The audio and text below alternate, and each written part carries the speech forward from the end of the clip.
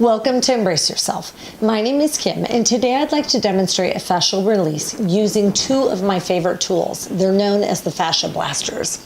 Now, I've chosen to use the Mini 2 and the face blaster because these two are ideal for our lower leg. Remember, just because the pain is presenting at the shin doesn't mean that's where it's coming from. So of course, I'm going to be releasing all down, both the front and back of my legs, as well as that hip and glute. But let's get started. Now, typically when you use these tools, there are a few safety precautions. You want to make sure that you're not on blood pressure medication. And if you are, you want to speak with your doctor about using these. These are definitely more intense than the tiger tail or the foam roller that we've used previously. In addition, you need to heat the fascial tissue to use these. You could use these tools over clothing, and I've been known to do that. But of course, anytime I can get skin to skin with my fascia, I love it. What I want you to do is use some kind of an oil because the plastic needs to be able to glide over the skin easily. And because I haven't just topped out of the shower and I'm warm that way, I'm going to use the oil on a hot stone, and I'm going to make sure to warm up that fascial tissue and just get it prepped for the work that I'm about to do. So I love to use hot stones, and I've included links for hot stones and for the fascia tools. I just throw my hot stones into a crock pot. But if you want, you could do a sauna, a hot tub, even that shower. I just like to make sure that I'm hydrated. So for me, I don't personally like to use the hot tub or sauna, but I do love when I get out of the shower to do this release.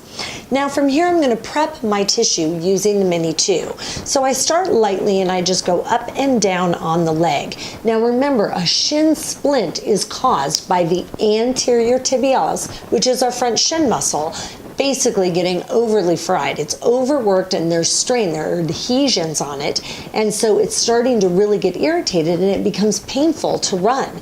My runners typically have a really hard time because this is a tough muscle to stretch. I'm always flexing my foot when I walk or run, and in addition, when we sit, we're constantly foot flexed, and you can see that anterior tibialis is then contracted.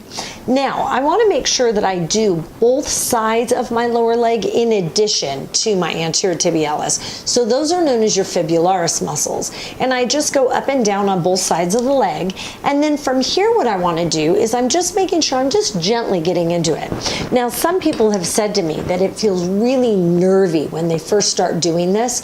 And I absolutely had a similar experience. It almost was like fascia was bound around those nerves. So that's when I would say start super lightly and just work your way in. And I focused for about a week just doing this every single day, lightly at first, and then got more intense with my release. And oh my gosh, what a difference it made.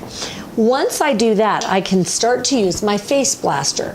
Now you'll notice I've been going vertically up and down on the muscle. What I love about the fascia blasters that I can't do with the foam roller or the tiger tail for that matter is that I can go in multiple planes of motion when I'm releasing my fascial tissue. Remember, we never want to wind up our fascia, so I never go in a circular motion, but I can go vertically and horizontally as well. And oh my gosh, it's a completely different sensation because fascia goes in all sorts of planes of motion in our body. Then I can also go on the diagonal, as you'll see, and it's a totally different experience with each version that I do. So I'm going along the inside and I horizontally move down that fibularis. I go on the diagonal and I start to open. I'm flexing the muscle in the anterior tib right now. Then I can stretch and point, and then I come down towards my ankle and I just start to work on releasing all of that area. Keep in mind as we start getting into the bones and the tendons and the ligaments, some of this can be really sensitive. So I really work on just gently moving into that tissue, and then from there I can dig in and go crazy. And the whole time, what am I doing? I'm making sure to breathe.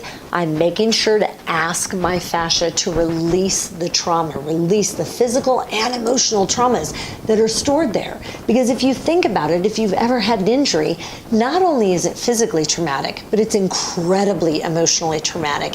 And don't you think our nervous system figures out a place to store it? It sure did. It went right into where the pain is. So this is a great release that you can do. Now, that's pretty much it. Once I blast, I always like to go back and flush the area. So I can use the other side of my fascial tools, and I'm choosing here to use the mini 2. Otherwise, sometimes I'll take my stone again and I'll just go through, and it's like, just let everything go. All the toxins that I released, because what fascia blasting is doing is bringing blood to that area. And when blood goes into an area, it carries fresh oxygen, but it's also carrying away the toxins that were stored in those cells. So this is just a great way to release any tension and trauma that's stored in those shin splints. I hope that was helpful today, and please be sure to click subscribe on the YouTube channel. Don't forget to ding the bell so you're notified of upcoming videos. If you have any questions about how to release any other areas of the body, please feel free to leave a comment below, because I'm always looking for suggestions on things to work on. Thanks so much for joining, and I'll see you tomorrow.